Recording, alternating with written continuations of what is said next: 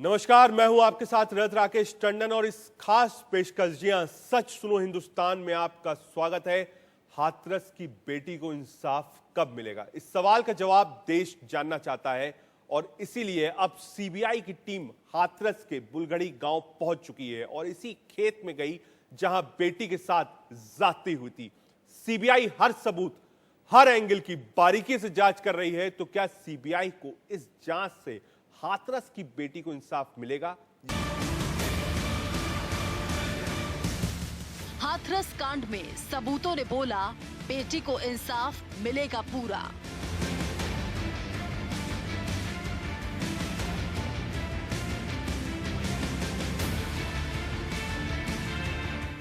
हाथरस की बेटी को सीबीआई देगी इंसाफ।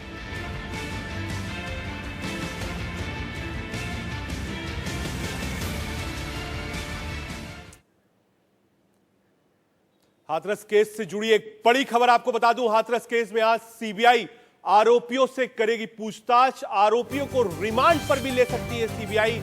पीड़ित की मां से भी पूछताछ कर सकती है सीबीआई ने पीड़ित के 3 भाइयों को सम्मन भेजा है।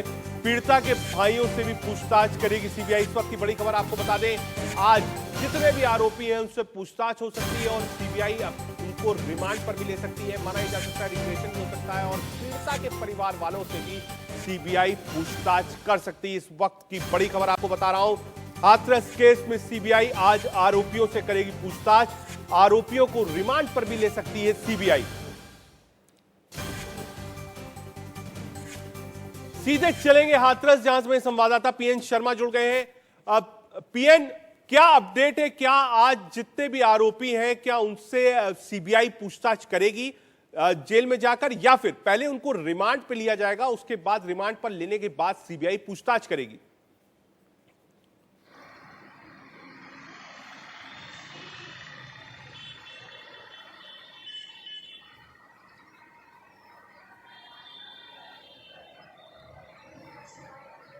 पीएन, क्या आपको मेरी आवाज मिल पा रही है?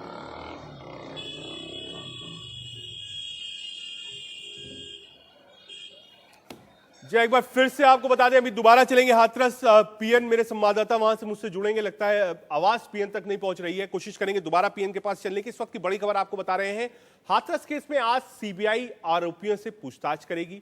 दूसरी बड़ी खबर, आरोपियों को रिमांड पर ले सकती है सीबीआई। साथ ही साथ पीड़ित की मां से भी पूछताछ कर सकती है सीबीआई। सीबीआई ने पीड़ित के 3 भाइयों को भी सम्मन भेजा है। पीड़िता के भाइयों से भी करेगी पूछताछ, यानी दोनों पक्षों से आज पूछताछ करेगी सीबीआई।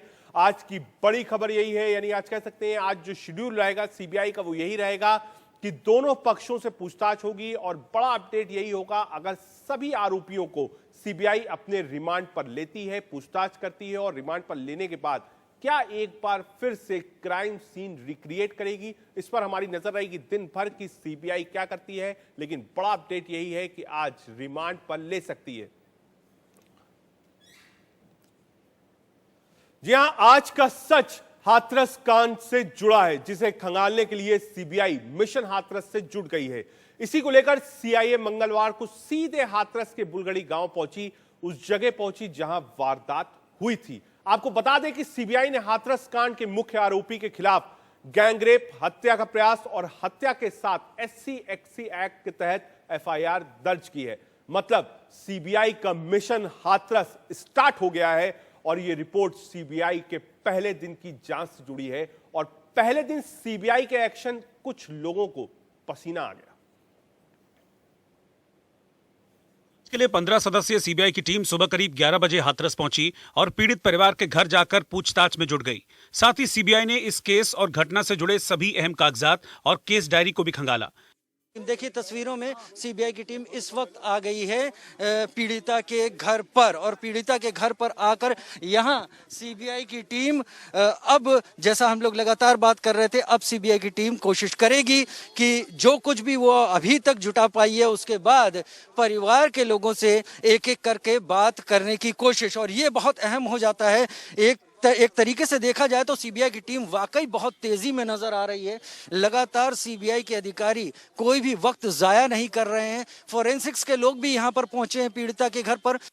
इसके बाद सीबीआई की टीम गैंगरेप की घटना वाली जगह पहुंची। इस दौरान पीड़िता के भाई को भी क्राइम सीन पर लाया गया, तो पीड़िता की मां भी अस्पताल से सीधे क्राइम सीन पर पहुंची थी, क्योंकि उनकी तबीयत लखनऊ से आने पर खराब हो गई थी।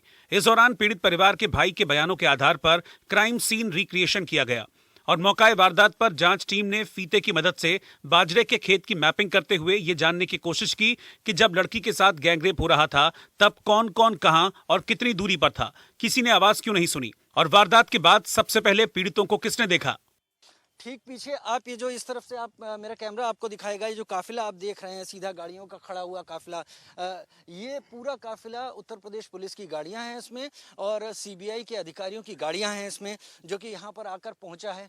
ठीक दाईं तरफ अगर आप देखें तो ये बाजरे के खेत हैं सारे के सारे, और आप गौर से देखें तो इन बाजरे के खेतों में भी पीली पट्टी बांधकर इसको आउट ऑफ बाउंड एरिया कर दिया गया है। इस केवल यहीं तक नहीं आपको दिखाई पड़ेगा, मेरा कैमरा अगर आपको इधर से भी दिखाए तो दूर दूर तक देखिए आप, दूर दूर तक ये पीली पट्टी आपको दूर दूर तक दिखेगी। यानी जहां जहां आपको ये पीली पट्टी इस वक्त दिखाई पड़ रही है वो सारा का सारा एरिया बाहरी किसी शख्स के लिए आउट ऑफ बाउंड है, वहां पर नहीं जा सकते। इतने पूरे इलाके में केवल और केवल जांच अधिकारी ही जा सकते हैं। जो उत्तर प्रदेश पुलिस है वो भी इस वक्त सड़क पर ही मौजूद है और ये सारे एरिया को इसके बाद सीबीआई की टीम उस जगह गई जहां पीड़िता का शव जलाया गया था। वहां से फॉरेंसिक टीम में लिफाफों में कुछ नमूने इकट्ठा किए गए। तहकीकात के दौरान सीबीआई ने गांव के कुछ लोगों से भी बातचीत की और आखिर में पीड़िता के बड़े भाई को साथ लेकर वहां से रवाना हो गई।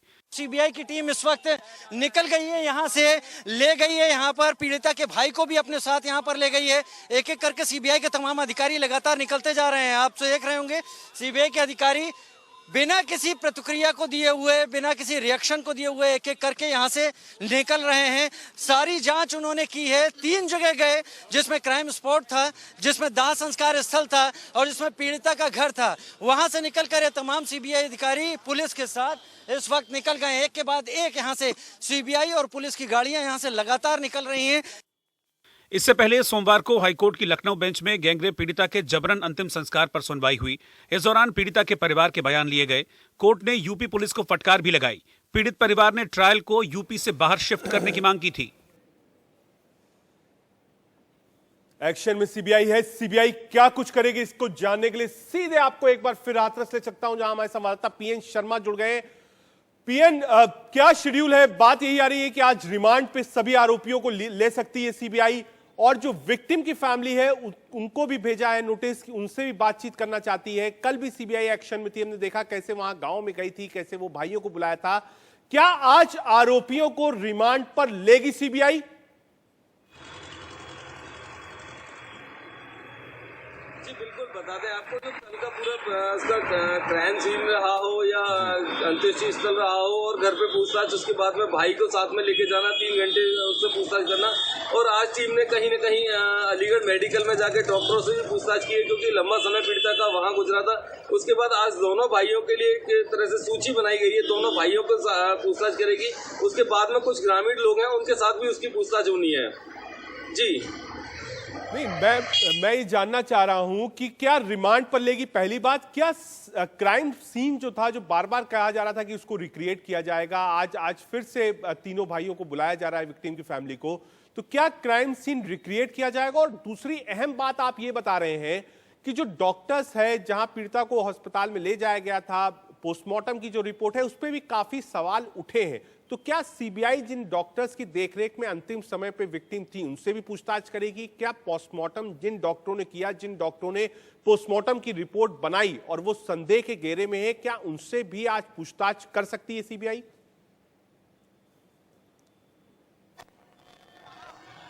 जी बिल्कुल, बता दें आपको जो मेडिकल अलीगढ़ जेएनयू मेडिकल है उसमें पीड़िता का लंबा समय गुजरा था और उसमें जो ट्रीटमेंट चला था, क्योंकि 22 तारीख का इसका बयान दर्ज हुआ था, घटना 14 तारीख की थी, लेकिन जो रेप का जो 376D उसके द्वारा बयान जारी किया गया था वो 22 तारीख में रहा था। उस समय मेडिकल जेएनयू में थी, तो उसके द्वारा भी एक रिपोर्ट जारी की गई थी जिसमें रेप की पुष्टि नहीं हुई थी। हालांकि गुप्तांग पर चोट के निशान जरूर कहे गए थे, तो उन चीजों पर भी सीबीआई जांच करेगी। प्लस जो भाई जो सीन क्रिएट हुआ था, जो क्राइम सीन है वहां पे, क्योंकि आरोपी पक्ष के द्वारा कई सारी आवाजें उठाई गई थी, सीबीआई की जांच की मांग की गई थी, उनका कहना था कि वो वहां नहीं थे मौजूद, तो उस चीज पर भी काफी डिस्कशन उनका हुआ था। कल 3 घंटे बहुत लंबा समय उनके द्वारा क्राइम सीन पे गुजारा गया था।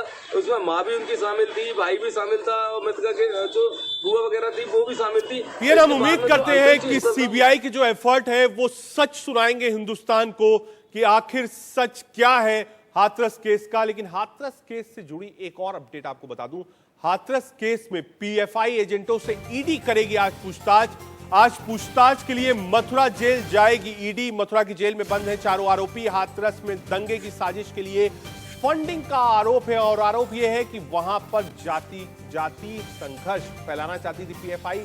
100 करोड़ की फंडिंग की बात थी। 4 लोगों को गिरफ्तार किया गया था, मथुरा जेल में है और आज ईडी इसी बात को खंगालने के लिए जाएगी कि आखिर पीएफआई का हाथरस कनेक्शन क्या है, जातिगत संघर्ष